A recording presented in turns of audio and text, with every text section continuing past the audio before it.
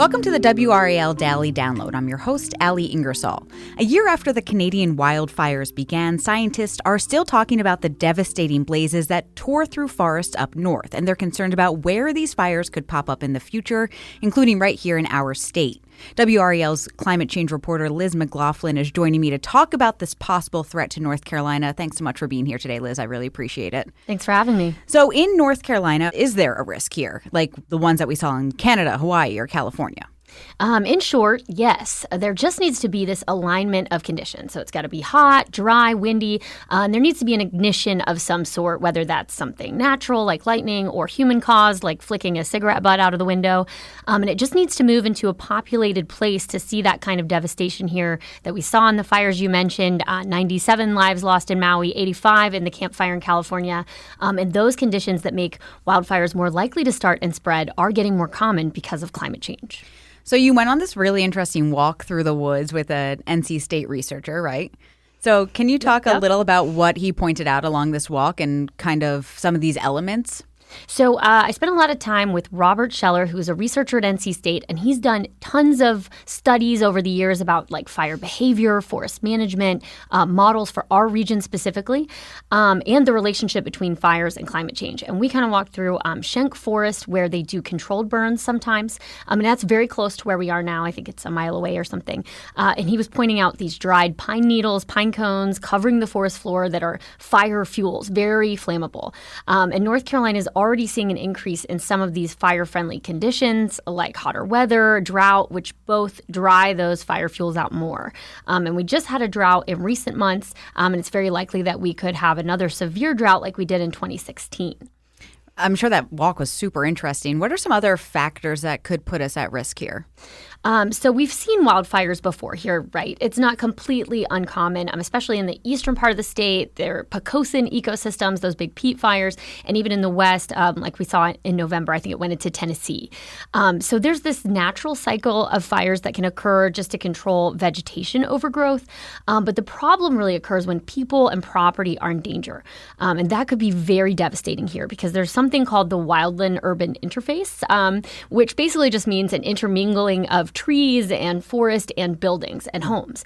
And North Carolina actually has the most households in the wildland-urban interface of any other state, or it's at least one of the top states. I think that's a reason people want to move to North Carolina. They want to have a great view, live in the woods, but it also means that we're at high risk for, if we had one of those really big fires, that it could be more devastating. Yeah, you think about like going out west and you go for like a long weekend, and that's like where you want to stay, right? In a place that's just like that. And I think when you're booking those Airbnbs or whatnot, you're not thinking about the risk that you could be in those situations. Exactly. In your story, you pulled a lot of data, which I love. So can you talk about some of the numbers and some of the instances? And I mean, are these becoming more common? Are these happening more often, these wildfires? Yeah, I kind of anecdotally thought I was hearing about that more, and the data does align with that. We're talking your language, right? Numbers.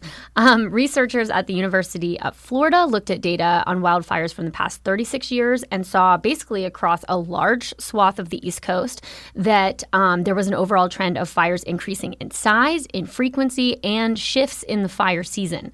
And North Carolina is no exception. I think I looked at data from the NC Forest Service, and that showed that there's been an increase in the number of wildfires since 1928. So obviously, as our climate change reporter, why is this happening? How is the climate affecting these wildfires?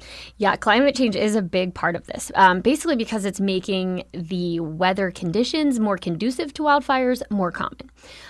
So the fire season here is in the spring and fall, but spring has seen the greatest increase in what we call fire weather days. So when the conditions are really ripe for fires to start and spread.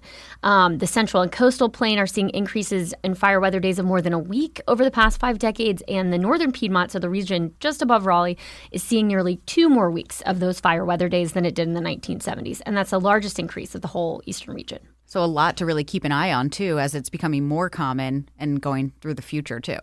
Yeah, stretching out of that fire season and then more places that it could happen. All right, we'll be right back after this break.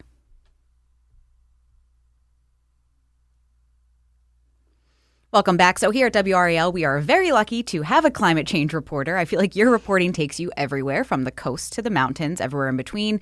And your reporting has really varied from things like PFAS, which you've done deep dives into, to electric vehicles. So what made you interested in this story?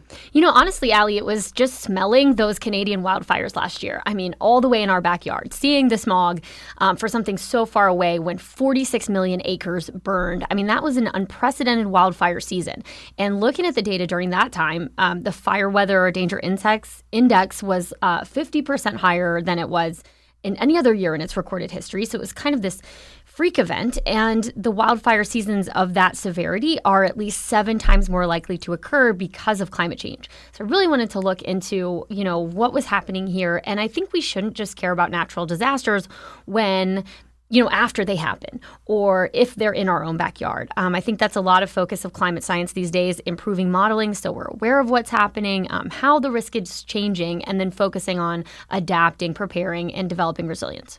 And I think being prepared for that is having these scientists like we have right here at NC State. So is there anything that the researcher that you talked with and that you went on a walk with, is there anything that he said that really stood out that you wanted to bring to our attention?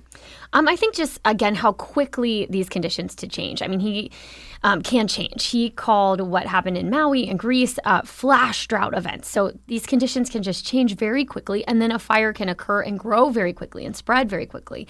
So, And those flash drought events are happening all over the world. Communities are really caught off guard. So there even might be a higher risk of wildfires happening somewhere like California, but they're ready, right? They've at least faced that before. I think when intense fires happen in unusual places and they don't have a plan, the result can really be catastrophic. And when you talk about being caught off guard, right, you were just talking about that urban or the wildlife, residential area that people here in North Carolina live in. So when you're talking about being caught off guard, I imagine that everyone in those situations would just be like, whoa, I was not expecting this. Well, the researcher actually asked me, I used to live in the mountains in Banner Elk, North Carolina. That's where my parents live. And he said, oh, do you know the fire evacuation route? And I was like, no. I have something I've never looked at, thought about. And often there's, 20-mile bendy roads that go one direction through the mountains. So it's really something I hadn't thought about. I think here in the state, they're taking some preventative action. I think there was a burn ban in 30 counties last year when we had that severe drought in November. So that's a good move. Wildfires ripping through hundreds of acres in the state in Tennessee. Roy Cooper declared a state of emergency. So to put more resources there. So those moves are helpful, but basically, there would really need to be a large investment in firefighting, trucks, planes, personnel that we haven't really seen here, I think, to really be ready. And in fact, there's been a growing shortage of volunteer firefighters here. I think the state's lost more than 5,000 in just the last couple of years. I think that's such a good tip that when you're going to some of these places, know what these routes are to be able to prepare yourself. Is there anything else that individuals can do to reduce the risk? So you can at least be aware of it. There's a database. It's called the Southern Wildlife Risk Assessment Portal. But we'll have a link to that on our website. I have to remember that. But it's good just to plug your address in, look it up, just have an idea. And there's something called FireWise. So homeowners, builders, communities can basically keep wildfires in mind when they're planning landscapes, when they're picking building materials, and that can help. If your buildings aren't so flammable and things aren't arranged so that it can spread as fast, that's definitely helpful. But just keep in mind that risk can change quickly and it's somewhat unpredictable. And you think of that Smokey Bear logo, right, of the forest fires. So, just be careful of those sorts of things, too, right? Well, yeah, exactly. A lot of these wildfires are caused by great point. I should have said that. A lot of these wildfires are caused by humans, leaving a campfire unattended, burning garbage or brush or something like that, and it getting out of control. So definitely go back to the Smokey the Bear tutorials and keep those tips in mind, because we could cut out a lot of wildfires if just humans weren't the cause of a lot of them. So this is a very localized level we were talking on. What about at a big picture? What is the federal government doing? Obviously, a lot of attention is out west because there's just a higher frequency there, but there has been an increase in funding in recent years. And even last week, the Biden administration announced another $500 million into reducing wildfire danger. And there's a new effort that's specifically focused on the wildland-urban interface.